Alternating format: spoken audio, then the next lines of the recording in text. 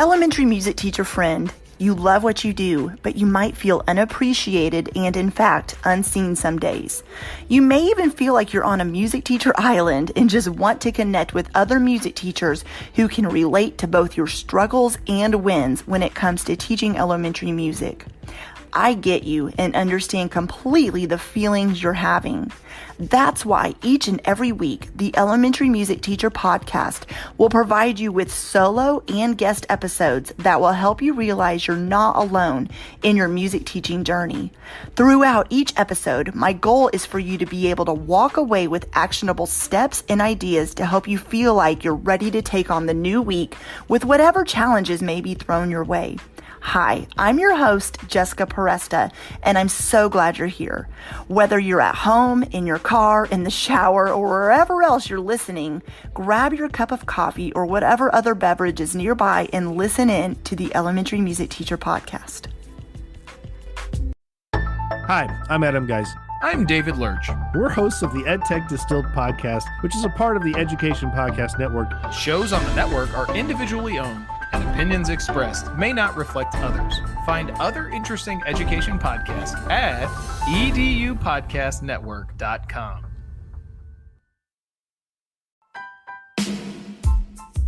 Teaching elementary music to kids all day can make you feel a little cuckoo. In fact, you're probably feeling worn out from finishing out the school year as we speak. If so, you're needing support now more than ever before. Even thinking about heading into the next school year is probably causing you a little bit of stress. First of all, enjoy your summer to the fullest. Take the break you so desperately deserve. You need it. You deserve it. Go and have a break. Then, come to the free coaching week that was created just for you, elementary music teacher friend. In 8 days, you're going to get lesson planning training, accountability calls, mentorship and support, mindset work, community of other music teachers, all inside of a pop-up Facebook group that was created just for this week. It's going to be amazing. I'm going to help you go from overwhelmed to confident, from stressed out and unappreciated to confident in the classroom, fulfilled at work and home, and joyful teaching music day in and day out. This isn't your typical PD friend. It's much more than just another workshop or webinar or challenge, which I've hosted in the past. This is created to be an experience of growing together with other music educators just like you who are there to challenge you, support you, and cheer you on through an entire week devoted and set aside for you. Trust me, you don't want to miss this week. It's going to be epic, and I'm going all in on supporting you in every way possible. Grab your spot and see the schedule at subscribepage.com/Elementary Music Coaching Week 2022, or click on the link in the show notes. It's all going down June 26th through July 3rd, and I cannot wait to see you soon. Welcome back to the podcast. I am so excited to be joined today by Katie Wardrobe. If you are not familiar with her, you will be after this episode. I was telling her before we started recording that she is the music tech lady, and she'll talk all about that. And she started her business long before everybody was teaching virtually and before COVID happened. And so she is such an expert at all things technology, and I'm so excited to dive into that. We're going to talk about technology tips and tricks for music teachers, and I'm going to pick her brain about a lot of different things. But before we do, Katie, I would love for you to introduce yourself to the audience. Thank you. And thank you for having me. It's great to be here. And yes, it's been a long time of running the business. So my business is Midnight Music. And I often get asked, how did I end up with that name? And it's because when I started out, I was doing a lot of different things, and I was actually working a full-time job as well at the same time. And the business was like on the side. And so I found myself working late into the night, and I really wanted a generic business name, which didn't sort of, pigeonhole me into one specific thing. So that's how it ended up being that. I just liked the two words together, and it's kind of stuck. So even though I've thought about changing it over the years, people know that now. So it's a good thing.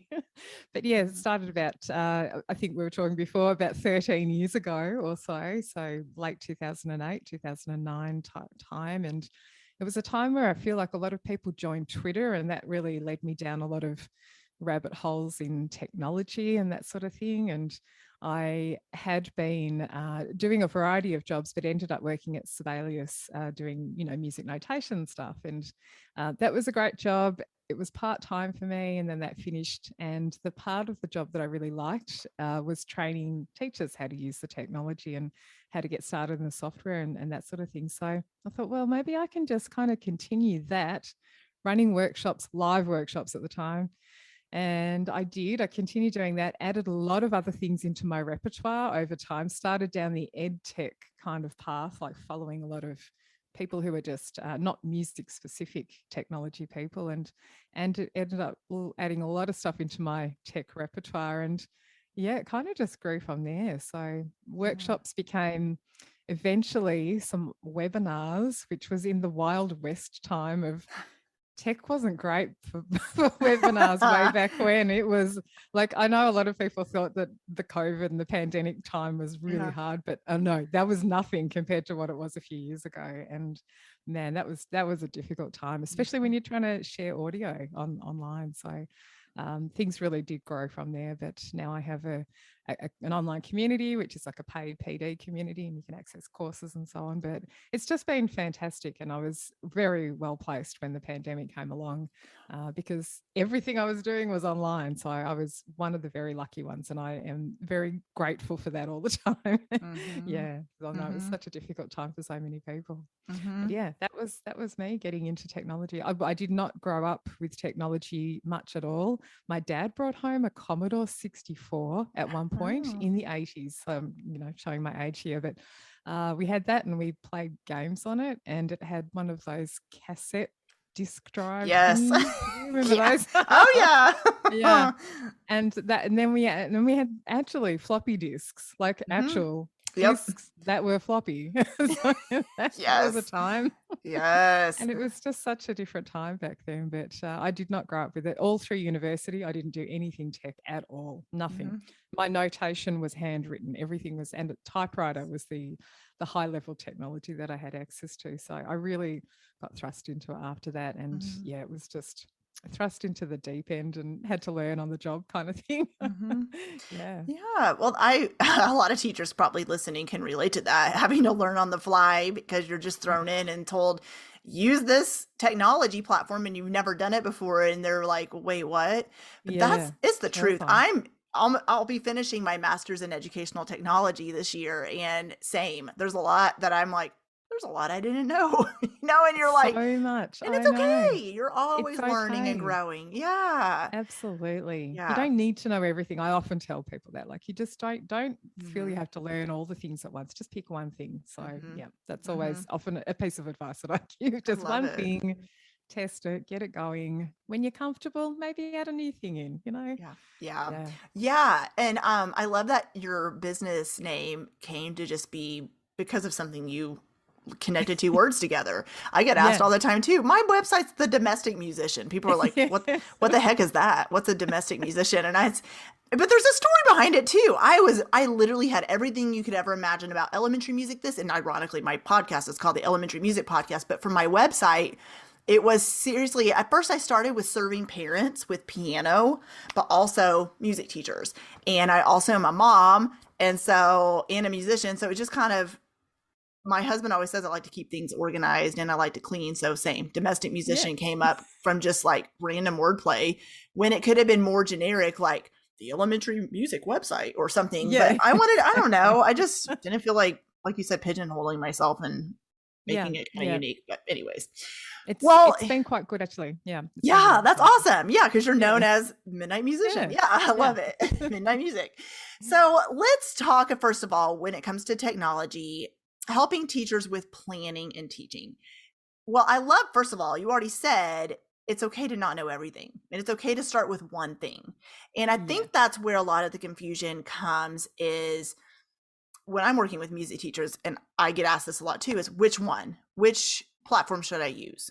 How should which website should I use? And I'm like, yes, because honestly, it's okay. It's okay if it's not the choice someone else makes, but just choosing something. So let's talk about productivity tech tools and tips. What are some of your favorites? Yeah, and this is such a great subject. A few years ago, I was proposing workshop ideas or conference presentation ideas, and I just kind of threw it out to a group of teachers like, is productivity something you guys would like to know more about? And there was this overwhelming, oh my gosh, yes, please, and like, oh gosh, I'm not perfect by any means, but then I describe some of the things that I do in my everyday life, like at home, but also for work stuff. And people are like, okay, you're freaky organized, but I do not feel that way all the time. I just like to try stuff, and I have worked out things that work for me. And I think for me, that's the key. You've got to, whatever you adopt, whether it's an app or a tool or just a system, and I actually think the system is more important than the actual tool, you just have to make it something that's going to work for you, that you can remember, or that it's easy for you to access, or whatever it is. So it's really hard to say like, this is the most I think people want this amazing app that's going to change their life. And in fact, you download an app and then you realize you've got to learn how to use it in an in-depth way. You need to adopt sort of systems that are going to make you use it regularly and make it accessible so it's on all of your devices or whatever it is. And then remember to actually do it. It's not really about the app in the end. It's about your systems and what's going to be easy for you and what works with your brain, I think, as well. So having said all that, I do have a few favorites. and often I start with something which people are surprised by, which is not like a to-do app or anything like that. It's actually how to manage your passwords, because this is something that we all do all day, every day. And people lose track of passwords, or they use the same password everywhere. And put up your hand if you're listening right now and you do this. And it's actually the worst idea possible, because that is how you get hacked. So the hackers will run software on one of the websites that you use, i.e., let's say it's your Google account, and they'll find out what your Google password is. And then if you've used it also on Facebook and LinkedIn and I don't know, name 7 other websites. Right. All the places. Suddenly they have access to all your accounts. But the first you see is your Facebook account's been hacked. And you're like, well, Facebook, terrible. Actually, no, it was probably because you used the same password in all the places. So anyway, long story short, a password manager, like software to help you keep track of your passwords, is such a great thing. So this is often the first thing I recommend, and they're like, we're music teachers, though. We wanted this cool music tool, Well, do the password manager. So I use LastPass. It doesn't have to be that one. It can be that one. There's many others. There's one called 1Password. And what this will do is it's a place to store all of your passwords, but it will also generate random secure passwords that have crazy characters and numbers, and however long or short you need that to be. And it will save all the information for you. And so whether you're on your laptop or your phone or your iPad or some other device, you can use LastPass to log in for you in all of these places. So when someone says, what's your password for X website? I don't know. It's in LastPass and it's probably about 13 characters long. Right. I don't have a clue what it is. I don't need to know though, because LastPass will remember it for me. So it's a much more secure way. And so then you think, well, how do you get into LastPass or 1Password? You actually have one master password, and that is the one you have to remember. And you don't write that down anywhere. You don't record it. So that unlocks your vault of all of your passwords. So that's the place I recommend starting for productivity, which is kind of left field, but really I think that's genius. It's like, so good. Yeah, you have to remember passwords for everything. And I know I struggle with that. Oh my gosh. Yeah, and then if you forget it and you try it 3 different times, you get locked out, which never happens, but yes, exactly. It does. It's not good. And then most people, I say, all right, if this is a live workshop, I'll be like, okay, so hands up if you use the same password everywhere. And I'm like, come on. And then reluctantly, lots of the room. And then I'm like, okay, hands up if maybe you don't do that. Hands up if you have a Post-it note attached to your monitor. And then there's the other reluctant hands go up, or hands up if you have a spreadsheet stored on your desktop on your laptop computer. And that's the rest of everyone. So, yes. None of those are good. None of those are good options. So, and if you're worried, like I, won't talk about it all in great detail now, but do go and do some research if you're interested in that, because all of the tech experts, security experts, they all recommend that you use a password manager. No system is 100% perfect, but everybody that is in that business recommends that you use a password manager of some sort. So anyway, but apart from that, other things that I think are useful, things like, and this is maybe not something someone might expect that I'd say, but screencasting for me is a great productivity tool. So using a screencasting app like Loom or Screencastify, where you can record your screen and talk at the same time, or just even talk to the camera, is such a great time saver for me. So something I use every single day. And it's the way that I will answer questions, people who work for me, like on my team or inside my community. When someone has a tech question, I find it such hard work typing out an answer, which is, okay, to do this, and you've got to explain, and then maybe you've got to put screenshots in there to show visually. No, I just hit record, show my screen, here's how you do it. And it's done in 2 minutes, and it's such a time saver. And for the person at the other end, they get the instructions in a much clearer way too. So that for me is also a great productivity. Yeah.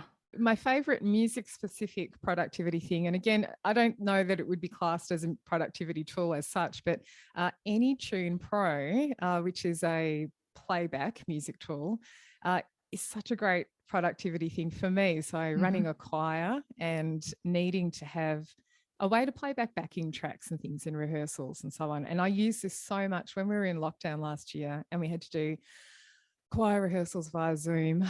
Oh my gosh, like, kill me now. It's just the worst experience ever for the conductor and the choir. I mean, I feel everyone's pain who had to do that last year, but really using this app was such a time saver in our rehearsals, because in AnyTune Pro, you can put a song in there, backing track, and then you can add like bookmarks throughout that piece of music. So I would go through ahead of rehearsal, press play, and then every time at the beginning of a section starts, I would just press a button and it adds a little marker to that point in the audio track. And that meant that I could jump back and forth really quickly, back to the beginning of the verse, back to the end of the chorus, forward to the bridge section. Okay, we're going to do the bridge section, and I'd press the button, I'm straight there. I don't have to like fast forward, rewind through the playback, the audio waveform or anything. Just jump straight to that point, and you can label all of them. So I would label them with things that made sense to me, like the lyrics at that point, or I'd put verse 1 or verse 1 with key change, or there's something musical that meant something to me. And it was such a great way to make rehearsals much more efficient. So awesome. Great productivity tool. I love the variety you just gave. It just goes to show that there's so many different tools out there. And so just hearing what works for you, I know is going to be so helpful to teachers listening. When it comes to, let's say, a teacher sitting down to plan their lessons, I know I get asked this a lot. Do you have any, because I don't have an answer for this, but do you have any favorite ways that when you help the teachers you work with, online planners, different, there's all kinds of online plan books and things like that? Or how do you just even tell them to just use Google Sheets sometimes? Or what are some ways they can simplify planning? Yeah. Yeah. And there are lots of apps. And this is one that I don't use personally, one of those planning apps. I know a lot of teachers do. Idoceo, however it's pronounced a variety of ways. I know some people use that one. And I think there is one called Plan Book. Yes. As well. Is that correct? Yeah. Yeah. I haven't got a lot of experience with those, but I personally do use Google Sheets a lot, coupled with Google Docs. And so the way, I think I might have actually done a whole podcast episode about this topic alone.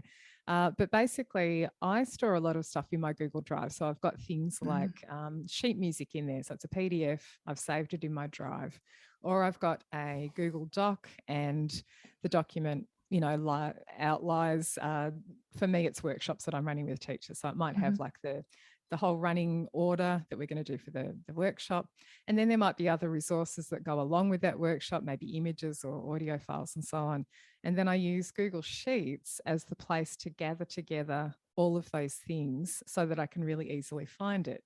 So the sheet becomes like a directory of sorts. And the reason it works really well as a directory is because you can put links into that spreadsheet, which are is a link to your Google Doc and to the PDF file, because all of those things have links because they're in your Google Drive. So I put all of it in there. And so then I open up the spreadsheet and I can see it all laid out there in columns or rows, however you want to set up your sheet, and even use the search function in that. So if I'm like, okay, I know that I've got a piece of music, with this word in the title, I can just Control F or Command F and type in a word and find it really easily in the sheet. So that works really well. I've got sort of specific things like a list of ukulele songs. So they'll be all listed in a Google sheet. So the title of the song, and then in the next column is the link to the actual music that's in my Google Drive, either a PDF, which I've downloaded from somewhere, or it's a Google Doc that I've actually written out the lyrics and put the chords above the words and that sort of thing.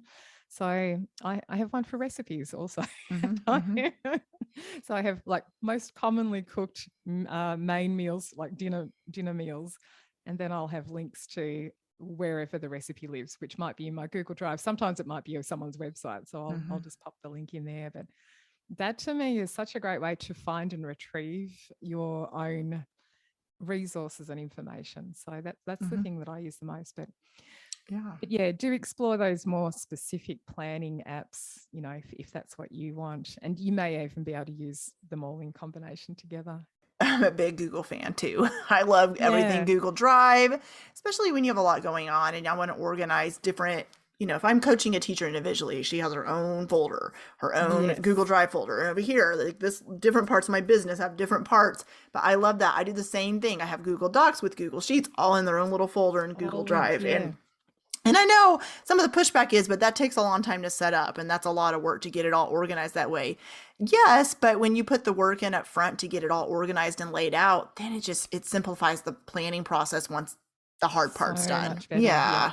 And I really start small. Like I set up the Google Sheet and it's got maybe 2 columns. And then you just add to it over time. My recipes one is huge now because I've got things that I do cook, things that I'd like to cook. And then some things are divided up into like dinner party recipes, which are not everyday kind of recipes, if it's something a bit more fancy. So it's like, this would be when you get asked to come to someone's place and bring a dish, I go to my spreadsheet. Oh yeah, that thing worked really well last time. I'll use that again. But so it just grows over time. That's the thing I think. The other thing is some people will say, I don't use Google products. I'm Microsoft here in Australia. A lot of our government schools are Microsoft schools. That's just the way it's happened. But you could do the same sort of thing with the online versions of Word and Excel. To think what's the name? Excel. If you've got access to those. I mentioned I'm in grad school, and it was a huge shift for me because they want me to use everything in OneDrive. I remember the first time they asked me to do that, and I was like, "What?" I just was like, "What do you mean?" Because even just. I don't know if it's just an issue on my end, but this is totally off topic, but you can hyperlink things easily in a Google Doc, and over here on the Microsoft Word doc, when I try to hyperlink something in there, it makes me type in the website address. I can't copy paste, and it's so irritating.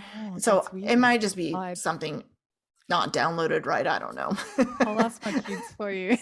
We all need a Katie wardrobe in our life.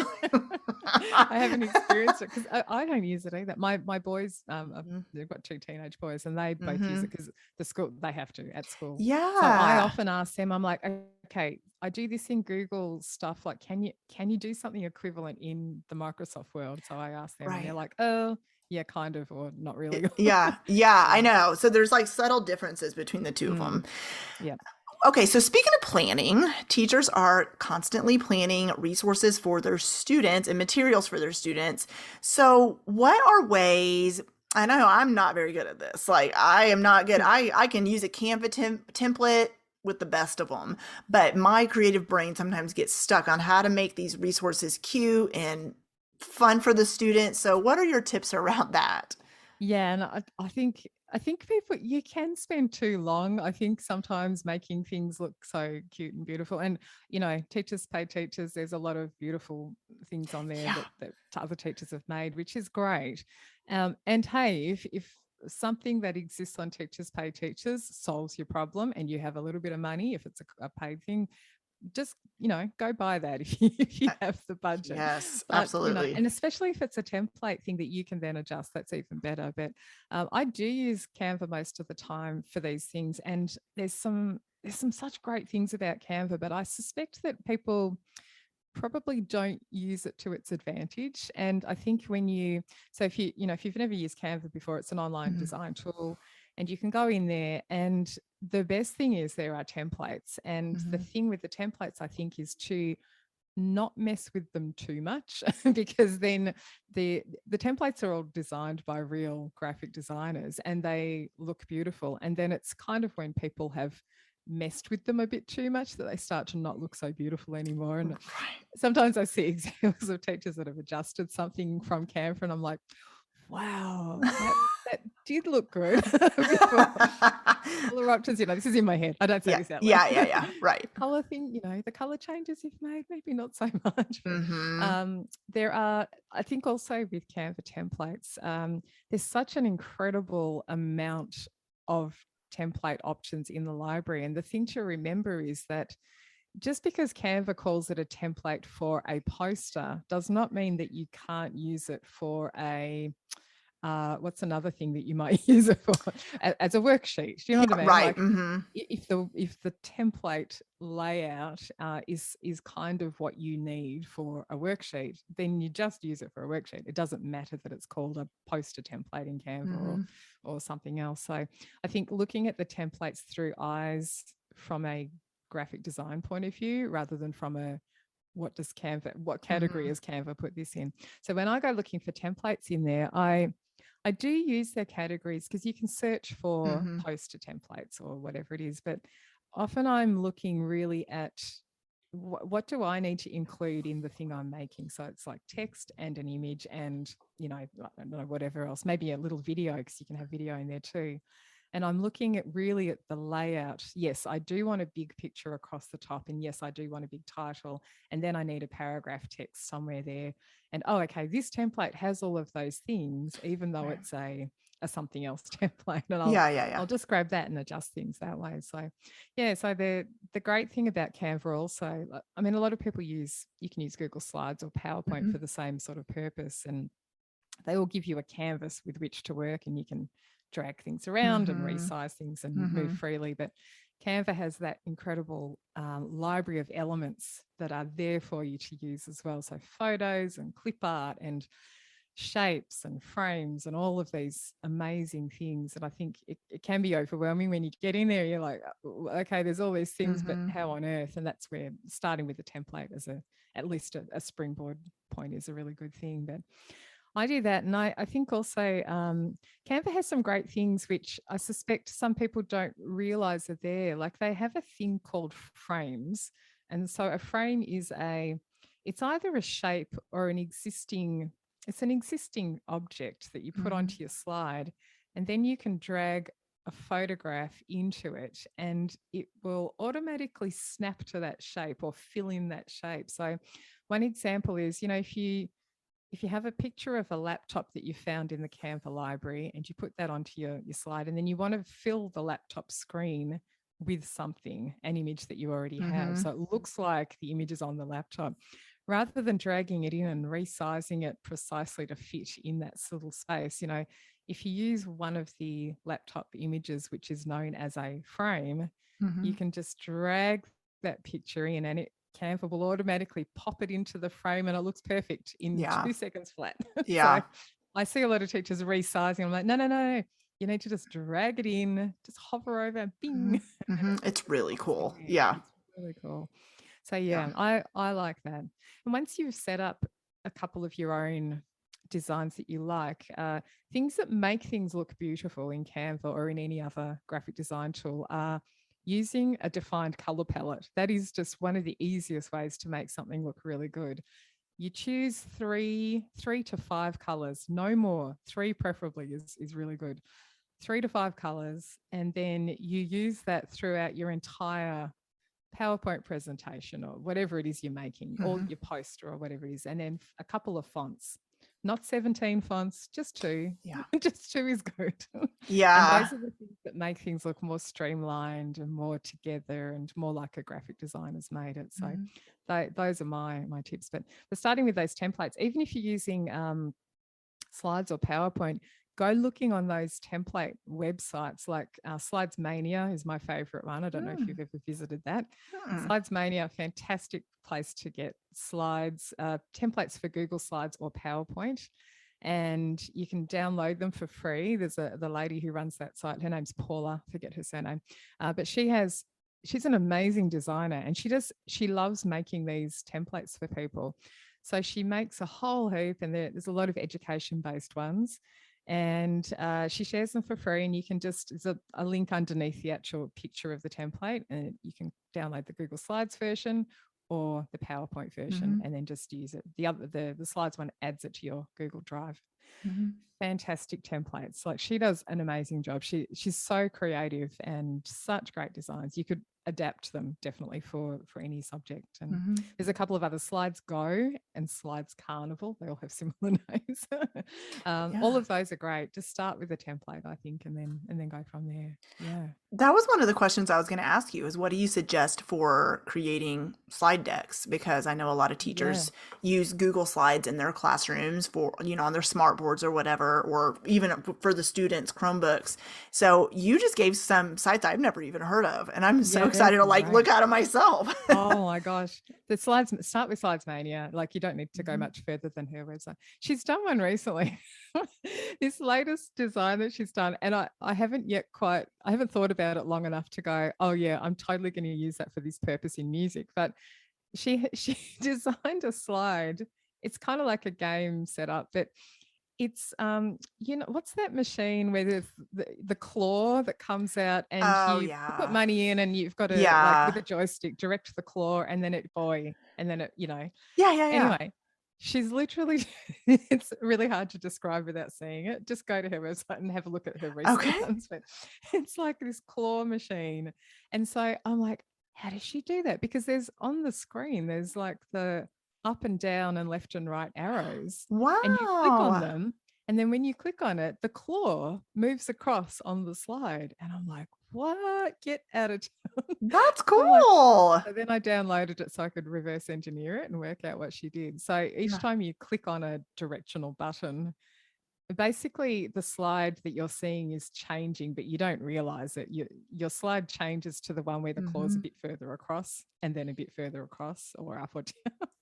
Like, she's animated the actual, I don't know, it's kind of like mind blowing.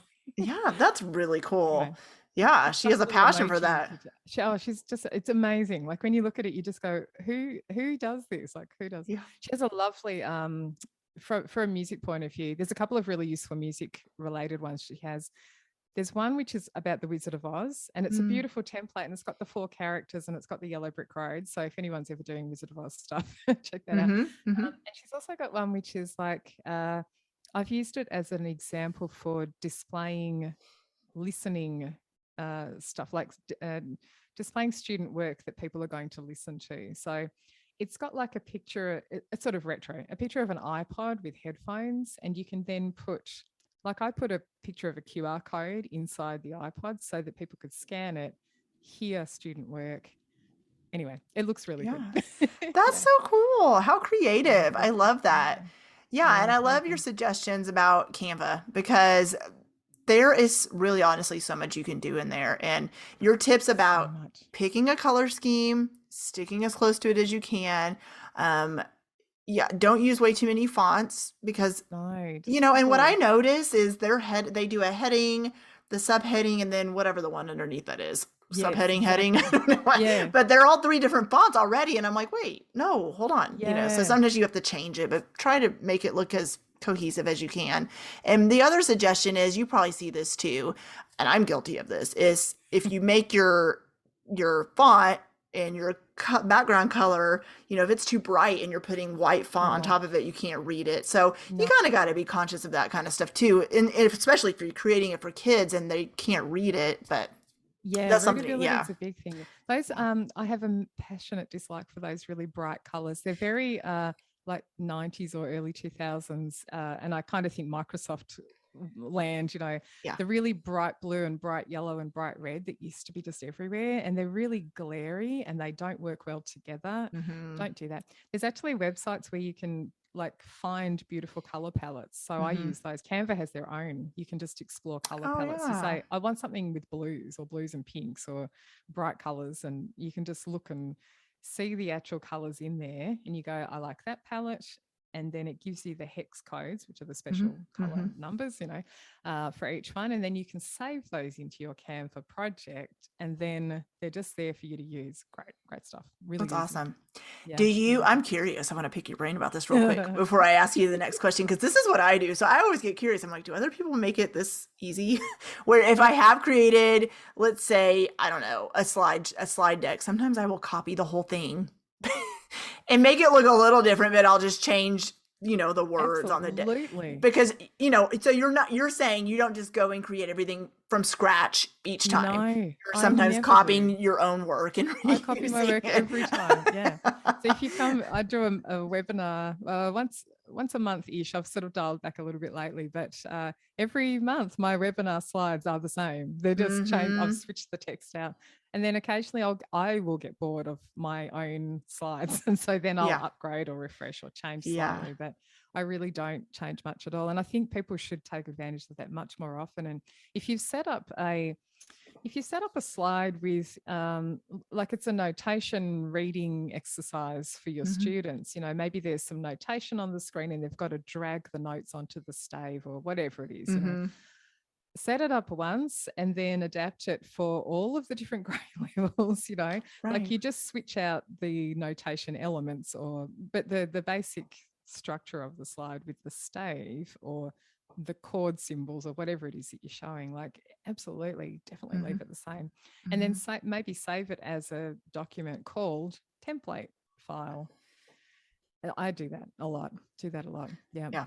Okay. Awesome. Well, it makes me feel better about myself. I think there's some comfort even with students. Like there's probably some comfort in them seeing your usual structure of how you've set up your slides for a lesson or whatever it is. I think there's some comfort in that.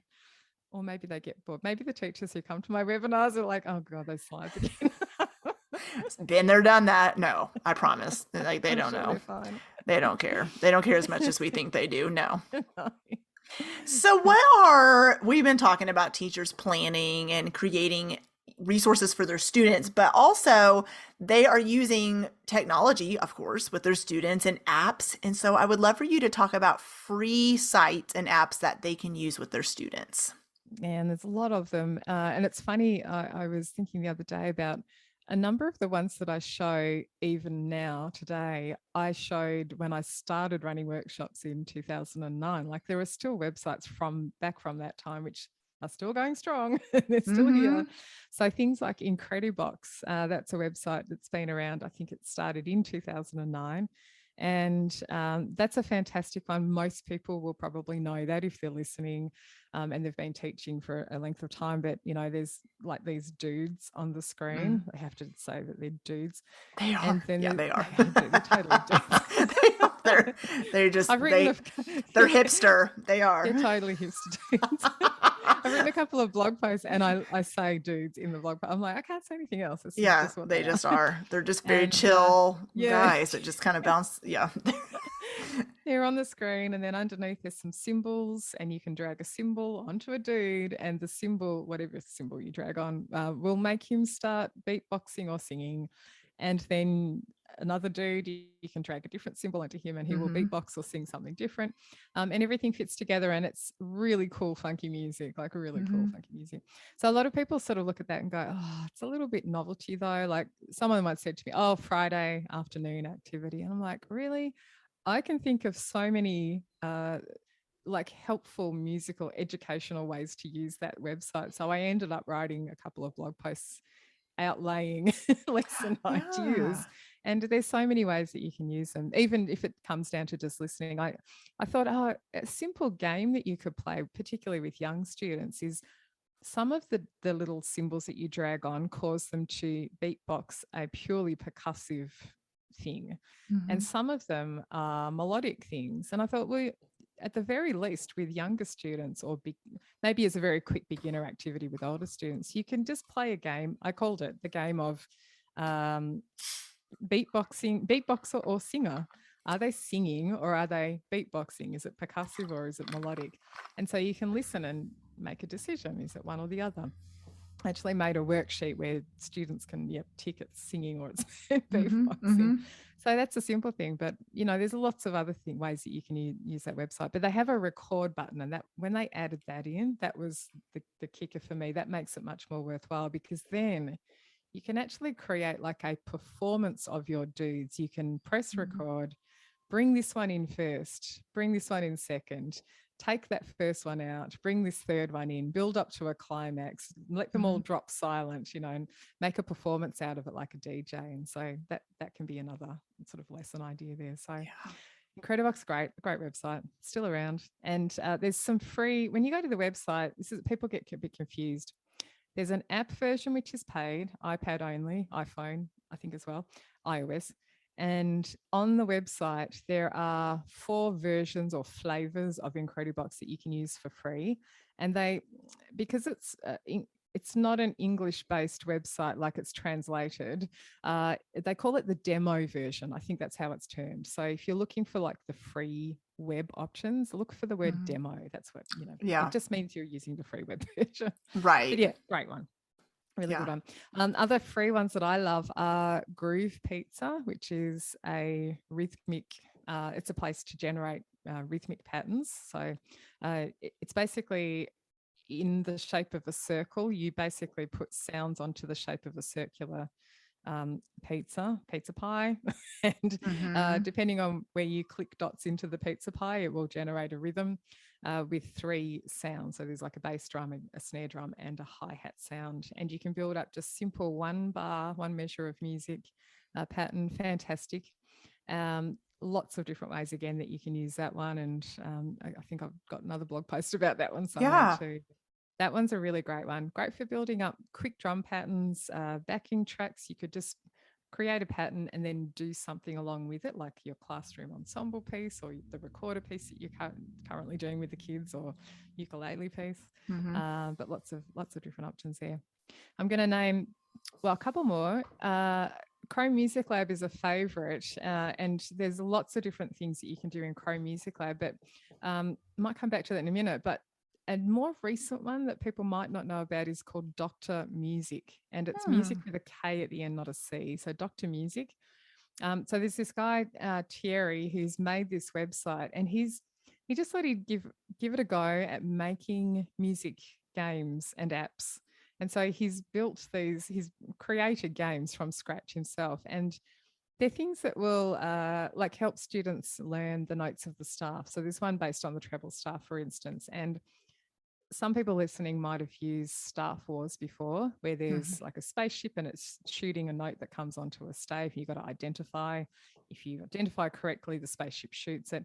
He's got a game which is similar to that, and it's robots. And if you get the note correct, you get a piece of a robot to build, to assemble. And then if you shoot the next note, if you get that correct, you'll get another piece of the robot. So eventually you'll build an entire robot. And then that gets added to your box.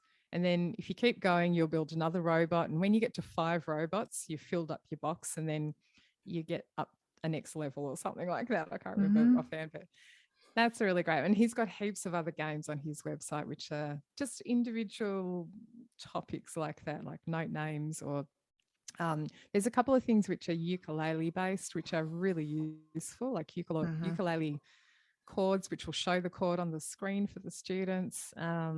What else? And he's got like listening exercises and so on too, but they're all brightly colored and attractive to look at. So and free. Fantastic website. I hadn't heard of that website. I'm gonna have to check that out. That's awesome. I mentioned it in a recent webinar, and I think everyone went, "Oh my gosh, a new one! What?" Yeah, that's exciting.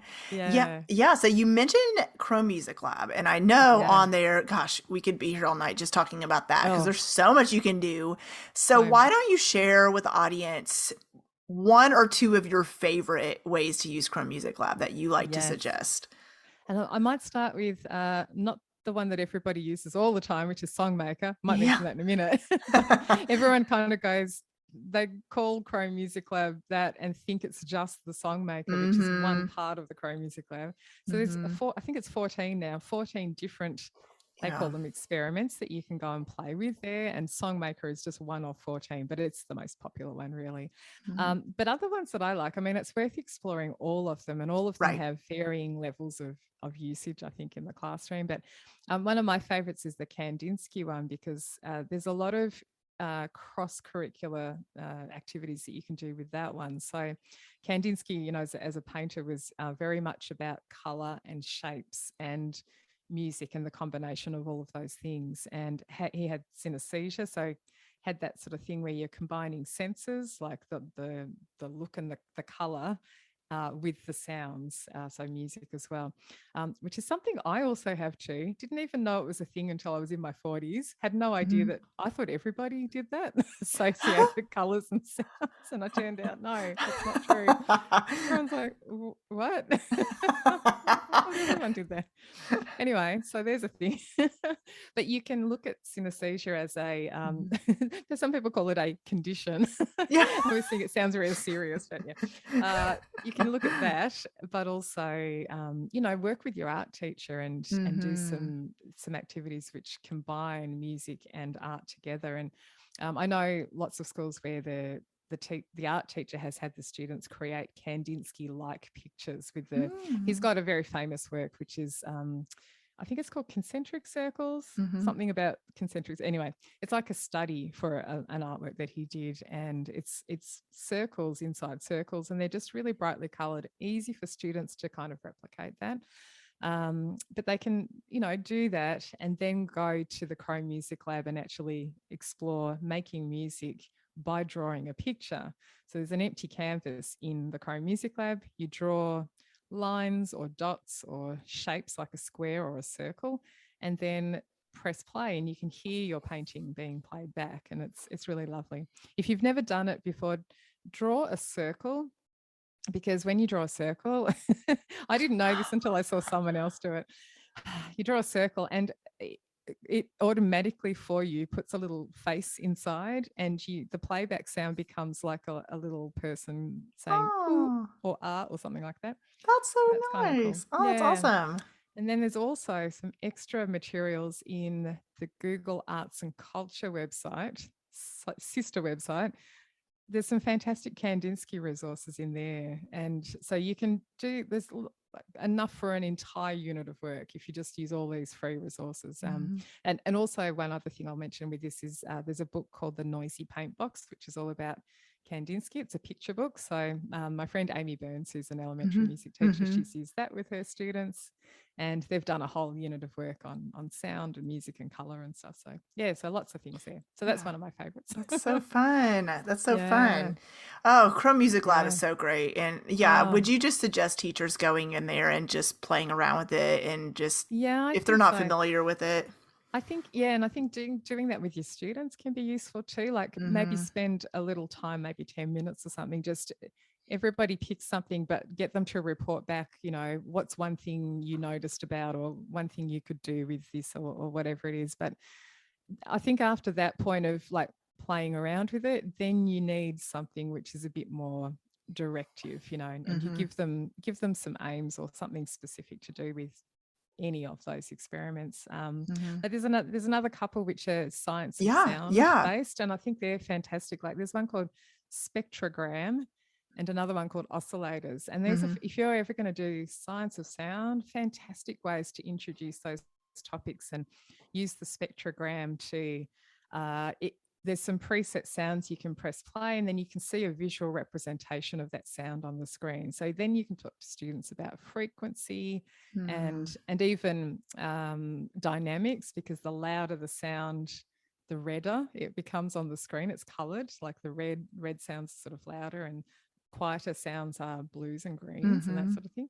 And there's one called Oscillators, which is kind of like Mr. Man characters, but they play or sing a sine wave or a square wave, and you can talk about frequency and frequency range, and the relationship between frequency and pitch. So there are other great things that you can explore. So Yeah. another couple of my favorites. Yeah. Yeah, there's just so many ways. I guess I never connected the dots between what you can do on Chrome Music Lab and integrating it into other subject areas. It's just such a Yeah. great cross-curricular thing to work Very, with other very teachers as cross-curricular. well. Oh, yeah. Yeah, I think so too. And Songmaker, of course, there's so many things. Songmaker allows you to Hmm. build a song just by clicking into squares. And I ended up doing an entire webinar on that. So there's a recording on my YouTube channel if anyone wants to catch up with that. But I think I ended up sharing, I called it 16 plus lesson ideas, and that was just for Songmaker. So yeah, so if people want to follow that up, lots of things. We talked about drawing a picture, which becomes a piece of music, or decoding a favorite song. So listening to a song and then recreating it in Songmaker, or creating mystery color songs.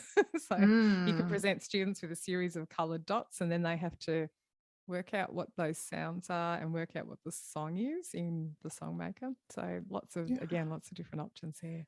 That's so Lots of fun. cool. Oh, I love that. So I know it's hard to leave everyone listening with one piece of advice because we've talked about so much, but a teacher may be listening who's overwhelmed with the idea of using technology either for themselves or in their classroom. What advice would you have for that teacher? Yeah, I think it gets back to that. Just try one thing. I will say, like on a more granular level, start by getting comfortable with the things you have to use at school, like whether that's Google Classroom or Microsoft Teams, or maybe it's Canvas, the other, one of the others, or Schoology, whatever it is. Like, just get comfortable with those day-to-day things first before you, I don't know. I feel like that's like a base level thing to start with. But then if you're going to try something new in the classroom with the actual students, I just think just choose one thing and see if you can use it.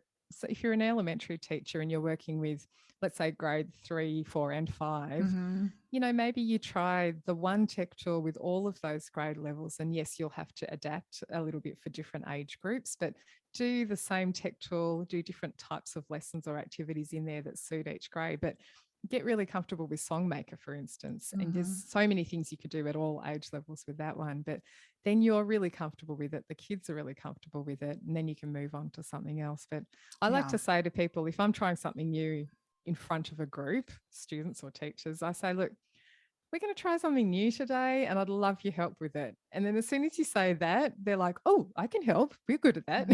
Rather than you getting worried that you need to know everything about it before you use it with the group. Like kids love to teach and help, and so maybe they can help you with that sort of thing. Yeah. And where can everybody connect with you after this episode? Because you've already shared, you have a YouTube channel, you have your own podcast, blog post, and oh my gosh, like you are a wealth of knowledge and a breath of fresh air. And so I know our listeners are going to want to follow you and connect with you and even learn more than they did today. The best place is just the website, probably. So midnightmusic.com, or you can go to midnightmusic.com.au. Either of those will get you to the same place. But you'll see a link to the podcast on there, which is called The Music Tech Teacher. I'm like you, I have a different name for my podcast and my website. We're so fancy. Yeah, I know. Variety. And the blogs there, of course, I have some people who guest write for the blog now. So it's great. There's some different ideas and different resources being shared, and people's, experiences and so on. And the YouTube channel, at the moment, it's mainly got the recordings of webinars I've done in the past, but I really want to have regular shorter videos on there too. The webinars are a bit epic. Epically long, hour long plus. Yeah, but yes, that will happen at some point too. Yeah. But there's some stuff on there. So yeah, good place to go. Awesome. Well, thank you so much for coming on. This has been an awesome conversation. Yeah. Great fun. Well, hey there. Thank you so much for listening into the Elementary Music Teacher Podcast. There is an exclusive Facebook group just for listeners of this podcast and any elementary music teacher called the Elementary Music Teacher Community Facebook Group. Come on over and join us there, where we have conversations around the podcast episodes and encourage each other each and every week. And also head to my website, thedomesticmusician.com. I have some free resources there that you can download to help you gain traction in your classroom today today, as well as the blog and the membership site and all kinds of other goodies to help you keep going in your music teaching journey. I cannot wait to keep connecting with you and encouraging you and spurring you on in your journey of teaching elementary music. Hang in there, have an amazing week, and I will see you soon.